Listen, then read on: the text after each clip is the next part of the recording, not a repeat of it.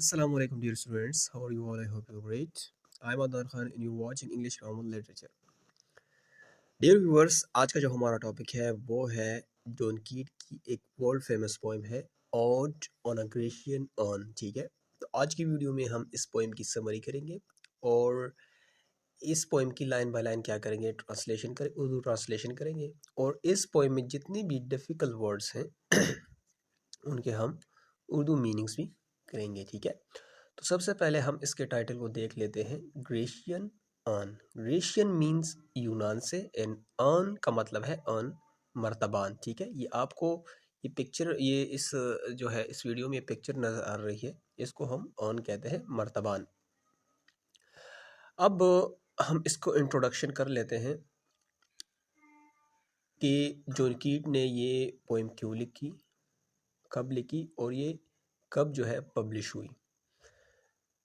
John कीट जो है वो लंदन की एक म्यूज़ियम में गया और वहाँ पर उसकी नज़र जो है एक अर्न पर पड़ी, एक मर्तबान पर पड़ी कि जिसके ऊपर खूबसूरत पिक्चर्स जो थे वो बने थे। तो वो उस मर्तबान से बहुत ज़्यादा इम्प्रेस हुआ, उससे बहुत ज़्यादा मुतासिर हुआ और उसने इस मर्तबान पर, इस अर्न पर जो है ये ओड लिख डाली।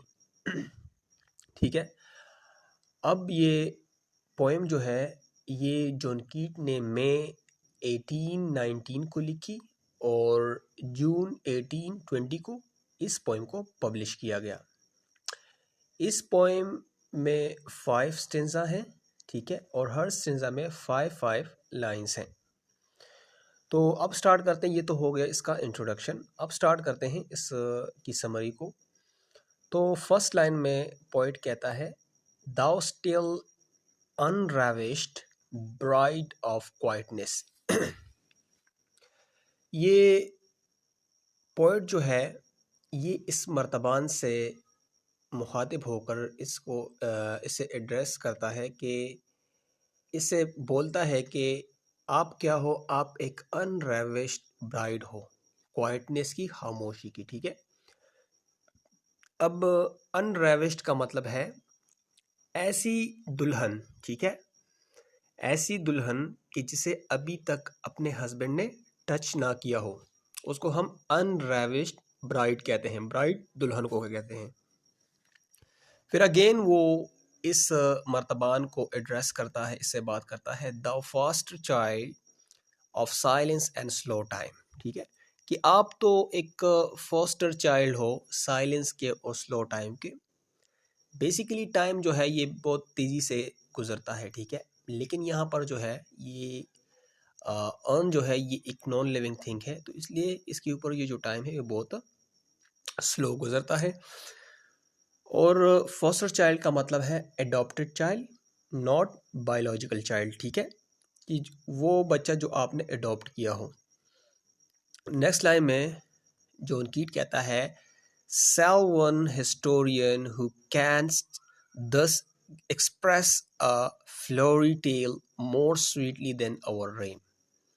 अब यहाँ पर इस लाइन में सेल्वन का मतलब है वुड और फॉरेस्ट से रिलेटेड। ठीक है, और मतलब इसका हो गया सेल्वन हिस्टोरियन ऐसे लोग, ठीक है, कि जो फॉरेस्ट की क्या करते थे, स्टोरियाँ सुनाते थे, कहानियाँ सुनाते थे, कि वो भी इसको क्या कर सकते हैं, एक्सप्रेस नहीं कर सकते, इसको बयान नहीं कर सकते, क्योंकि इसमें ये जो स्टोरीज़ है इस अर्न में ये क्या है, ये बहुत ज़्यादा क्या है, स्वीट है। ठीक है, और जॉन कीट कहते हैं कि ये मेरे रेम से भी ज़्यादा क्या है, स्वीट है।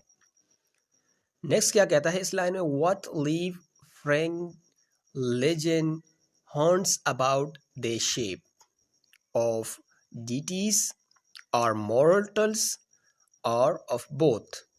ठीक है, अब वो कहता है कि इस मर्तबान के किनारे पर जो पत्तियां बनी हुई हैं, ठीक है, मतलब ये एक शेप है कि ये क्या कहता है कि ये क्या है, ये डिटीज़ है। डिटीज़ मतलब देवता। ठीक है, खुदा, देवता, गॉड्स। या ये क्या है, मॉर्टल्स है। Mortals mean humans. ठीक है, इंसान। या ये दोनों है इन टैम और द डैलिस ऑफ आर्कडी। आर्कडी का मतलब है रीजन है। ठीक है, ये मतलब एक इलाका है ग्रीस का, कि वहाँ का क्या है, वहाँ के लोग जो है बहुत ज़्यादा एक पीसफुल क्या है इन्वायरमेंट है वहाँ का, और वहाँ के लोग जो है सादा ज़िंदगी क्या करते हैं, गुजारते हैं। और टेम्प और डेलिस जो है ये क्या है, ये वादियाँ हैं। तो ये कहता है कि ये क्या है, ये टेम्प है, डेलिस है। अब नेक्स्ट लाइन में पोइट अगेन जो है वही बात करता है, what man are gods are these, ठीक है। ये गॉड्स हैं, देवता हैं, या ये जो है मैन है, ठीक है, बंदे हैं। What maidens loth, what mad pursuit, what struggle to escape, ठीक है। अब इसमें जो है राइटर कहता है कि ये लड़कियों का क्या है, ग्रुप है, ठीक है। मेडन्स मीन लड़कियां, ठीक है। और लड़के जो हैं उसको, उस लड़कियों के क्या कर रहे हैं, पीछा कर रहे हैं, उनको पकड़ रहे हैं लड़के। लेकिन ये लड़कियां जो है वो क्या कर रही हैं, व्हाट स्ट्रगल टू स्केप, कि वो कोशिश कर रही हैं अपने आप को बचाने के लिए, अपने आप को स्केप करने के लिए इन लड़कों से, ठीक है। स्केप का मतलब है फरार होना, स्ट्रगल कोशिश, ठीक है। अब इस स्टेंजा के लास्ट लाइन में शायर कहता है, पोइट कहता है, what pipes and timbrels, what wild ecstasy.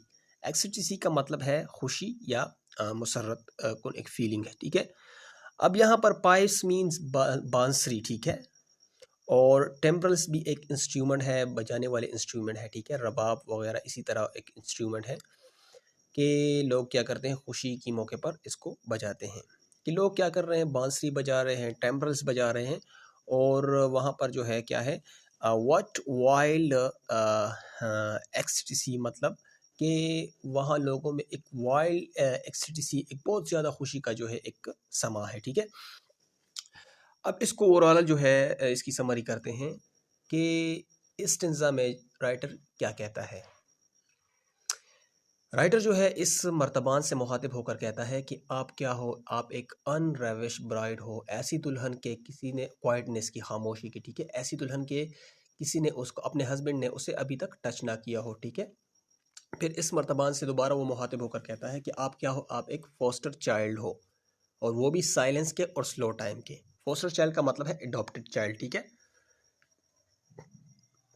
फिर वो कहता है कि इसके मर्तबान पर जो मतलब वो है पिक्चर्स हैं, जो स्टोरियाज़ हैं, ठीक है।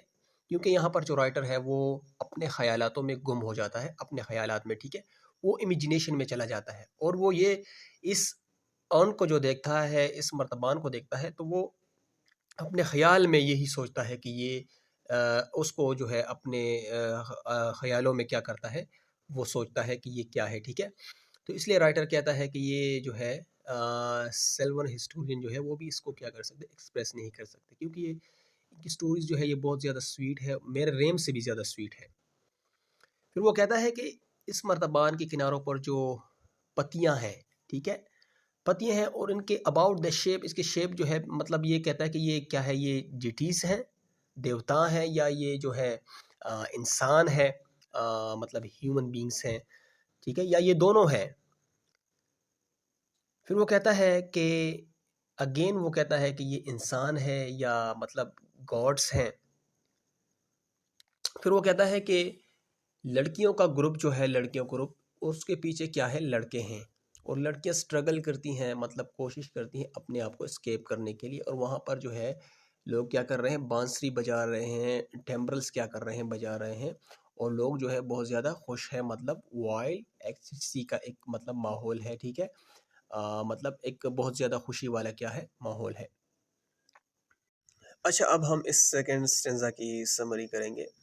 तो इसमें फर्स्ट लाइन में शायर कहता है, heard melodies are sweet but those unheard melody are sweeter, therefore ye soft pipes play on, ठीक है। इसमें शायर कहता है कि जो मेलोडीज, मेलोडीज मीन सॉन्ग्स, जो सॉन्ग्स हम सुनते हैं, ठीक है, अपने फिजिकल एयर की मदद से, ठीक है, तो वो क्या है, वो स्वीट है। लेकिन जो हम नहीं सुनते वो स्वीटर है, वो इससे भी क्या है, खूबसूरत है, स्वीट है, क्योंकि वो होते हैं स्पिरिट सॉन्ग, ठीक है। उनको रूह से क्या किया जा सकता है, सुना जा सकता है, ना कि अपने फिजिकल एयर से, ठीक है, सेंसुअल एयर से। Therefore ye soft pipes play on, और ये फिर इस पाइप से, इस बांसुरी से मुखातिब होकर कहता है कि आप अपने जो है बांसुरी का जादू इसी तरह चलाते रहो और अपनी बांसुरी बजाते रहो। Not to the sensual air but more endear pipe to the spirit ditties of no tone. ठीक है, वो कहता है कि ये जो है ये सेंसुअल एयर के लिए नहीं है, ठीक है, और इन सॉन्ग्स को सेंसुअल एयर से नहीं सुना जा सकता। सेंसुअल मीन्स हमारे फिजिकल एयर जो है, ठीक है, और ये जो है ये क्या है, ये स्पिरिट डिटीज है। डिटीज मतलब एक किस्म का सॉन्ग, ठीक है, ये रूह वाला जो है सॉन्ग है और इसकी कोई आवाज नहीं होती। Fear youth beneath the trees the canst not leave the song. ठीक है, फियर का मतलब है यहाँ पर ब्यूटीफुल, ठीक है, और खूबसूरत जवान वो दरख्त के नीचे बैठे हैं, ठीक है, और वो इस सॉन्ग को नहीं छोड़ना चाहते, मतलब वहां से नहीं जाना चाहते, वो बस उस सॉन्ग को सुन रहे हैं। नॉर एवर कैन दूस ट्रीज बी बेयर, और ये दरख्त कभी भी नहीं झड़ेंगे, इनके पत्ते कभी भी नहीं गिरेंगे। Bold lover never never canst thou kiss. ठीक है, और बोल्ड लवर जो है वो कभी कभी भी अपने जो है मतलब जो अपने लवर को किस नहीं कर सकता। ठीक है, दो winning near the goal yet, लेकिन ये जो है गोल के काफ़ी पॉइंट्स जो है गोल के अपने मकसद के करीब है। ठीक है, इसका यह मतलब है कि अपने मकसद के काफ़ी अपने मकसद के करीब है। Do not grieve, grieve means अफसरदा होना, खफा होना। तो इस शायर कहता है कि आप क्या हो, खफा ना हो। ठीक है, सॉरी के इसमें का मतलब है कि ये लोग, ये जो लवर है ये खफा नहीं होंगे क्योंकि ये काफ़ी पॉइंट्स जो है अपने गोल के क्या है, करीब है, अपने मकसद के करीब है। शी कैन नॉट फेट दो दाउ हैस्ट नो दे ब्लेस। ठीक है, शी कैन नॉट फेट मतलब ये कि वो फेट मीन मुरझा जाना, ठीक है, अगली होना, ठीक है, खूबसूरती का चले चले जाना। तो इसका मतलब है कि वो जो है इसमें जो लवर है, ठीक है, एक लड़की है, वो कभी भी वो नहीं होगी, वो मतलब वो नहीं हो सकती, मतलब वो मुरझा, उसकी खूबसूरती जो है वो कभी भी नहीं मुरझाएगी, वो कभी भी बदसूरत नहीं होगी। दो दाउ हैज नॉट द ब्लेस, लेकिन वो, ठीक है, लेकिन दूसरी तरफ मतलब ये है कि वो कभी भी खुश नहीं होंगे, not the bless. For ever wealth दाव लव, और ये हमेशा के लिए क्या होगा, इनका प्यार इसी तरह कायम रहेगा। एंड शी बी फेयर, ठीक है, और वो हमेशा के लिए खूबसूरत रहेगी। फेयर का मतलब है खूबसूरत। Okay, so now we are going to read third stanza. A happy, happy birds that cannot shed your leaves, nor ever bed the spring dew. अब इसमें शायर जो है इन ब्रांचेस से कहता है, दरख्त के ब्रांचेस से कहता है। बर्ग्स का मतलब क्या है, ब्रांचेस, टहनियाँ। कहता है कि आप अपने पत्ते कभी नहीं खोओगी और ना ही स्प्रिंग सीजन आपको गुड बाय कहेगा। ठीक है, ये हमेशा स्प्रिंग सीजन रहेगा। अडीव का मतलब क्या है, अडीव इसका मतलब है खुदा हाफिज कहना। And happy melodist unwearied for ever piping song for ever new. ठीक है, और हैप्पी मेलोडेस्ट कि आपके ना तकने वाले सॉन्ग हमेशा आप बजाते रहोगे, मतलब आप इसी तरह गाते रहोगे। फॉर एवर न्यू, और ये हमेशा के लिए क्या होंगे, न्यू होंगे, ये पुराने नहीं होंगे। More happy love, more happy happy love, for ever warm and still to be enjoyed. ठीक है, अब इस मर्तबान पर, इस अर्न के ऊपर एक पिक्चर है लवर की, लवर्स की। ठीक है, और उसको, उसके ऊपर जो है शायर इसके मुतालिक कहता है कि ये इसी तरह क्या होगी, वार्म होगी, फ्रेश रहेगी और इसी तरह ये इंजॉय करते रहेंगे। For ever painting and for ever young, और ये इसी तरह इनकी सांस जो है वो चढ़ती रहेगी। एंड फॉर एवर यंग, और ये इसी तरह हमेशा के लिए जवान रहेंगे। All breathing human patience for above, तो इस लाइन का मतलब है कि तुम सारे ह्यूमन पेशेंस से दूर हो। That leaves a heart high, sorrowful and cloyed. तो इसका मतलब है कि शायर जो है इस चीज़ के ऊपर जो है इसका दिल बहुत ज़्यादा अफसरदा है। ठीक है। A burning forehead and a parching tongue. इसका मतलब है जैसे कि कोई किसी रेगिस्तान में पहुंचता है और इसकी जो इसका फॉरहेड जो है वो बहुत ज़्यादा मतलब गर्म हो जाता है और उसकी ज़ुबान जो है वो क्या हो जाती है, वो सूख जाती है। ठीक है। बर्निंग हेड का मतलब क्या है, सॉरी फॉरहेड का गर्म होना, माथे का गर्म होना। एंड पर्चिंग टंग का मतलब क्या है, जुबान का सूख जाना। अच्छा, अब हम फोर्थ नंबर स्टेंजा रीड करेंगे और इसकी समरी करेंगे और लाइन बाय लाइन इसकी ट्रांसलेशन भी करेंगे। सो अब ये जो पोएट है अब इस मर्तबान के ऊपर एक पिक्चर देखता है। अब उस पिक्चर को क्या करता है, डिस्क्राइब करता है अपने पोइट्री की मदद से स्टेंजा में कि who are these coming to the sacrifice toward green altar O mysterious priest. इसका मतलब है, पोइट कहता है कि ये कौन जो है आ रहे हैं सेक्रीफाइस के लिए, कुर्बानी के लिए। ठीक है। Toward green altar O mysterious priest. Green altar का मतलब है एक ऊंची जगह, एक ऊंची जगह जहाँ पर मतलब कुर्बानी की जाती है। ठीक है। Lead'st thou that heifer lowing at the skies. ठीक है। और ये जो है ये गाय को मतलब लेके आ रहे हैं गाय। ठीक है। हाइपर का मतलब क्या है, हाइपर गाय को कहते हैं। लोइंग एट द स्काईज, और लोइंग का मतलब है चलना, मतलब आसमान के नीचे ये गाय को मतलब ले आ रहे हैं इस ग्रीन altar की तरफ। ठीक है। And all her silken flanks, flanks का मतलब है पाँव। ठीक है। Silken flanks with a garland dressed, dressed का मतलब है ड्रेस्ड। ठीक है, कपड़े। और इस गाय को, गार्लेंड का मतलब है हार, इस गाय को हार पहनाए गए हैं, इस गाय को मुकम्मल तौर पर क्या किया गया है, सजाया गया है। What little town by river or sea shore. ठीक है। और ये ऐसा लगता है, ये पोइट कहता है कि ये जो है ये किसी छोटे टाउन से आ रहे हैं जो कि रिवर और मतलब सी के साहिल के किनारे हैं। ठीक है। और mountain built with a peaceful citadel. ठीक है। और माउंटेन जो है, माउंटेन वहाँ पर जो है माउंटेन है और एक पीसफुल क्या है, एक मतलब एक टाउन है। Is emptied of this folk this pious morn. इसका मतलब है एम्प्टीड, कि वो जो है क्या है, वो गांव मुकम्मल तौर पर क्या हो गया, सॉरी वो टाउन जो है मुकम्मल तौर पर क्या हो गया, वो बिल्कुल खाली हो गया है। ठीक है। दिस पियोस मोन, क्योंकि ये क्या है, ये एक आप कह सकते हैं, पियोस का मतलब है कि इबादत कह सकते हैं, मॉन मीन मॉर्निंग, क्योंकि ये एक इबादत की क्या है, मॉर्निंग है। और इस मॉर्निंग पर ये लोग क्या करते हैं, मतलब इस यहाँ पर ये ऑल्टर को की तरफ अपने जो है वो जानवर ले आते हैं और वहाँ पर ये ज़बह करते हैं। ठीक है। मतलब इसको सिक्रिफाइस करते हैं। And little town thy street for everyone, and little town thy street for ever more will silent be and not soul to tell. ठीक है। और इस टाउन के जो है स्ट्रीट्स जो है फॉर एवर मोर, और ये क्या होंगे, ये इसी तरह मतलब खाली ही रहेंगे। एंड वेल साइलेंट भी, और इसी तरह जो होंगे साइलेंट रहेंगे।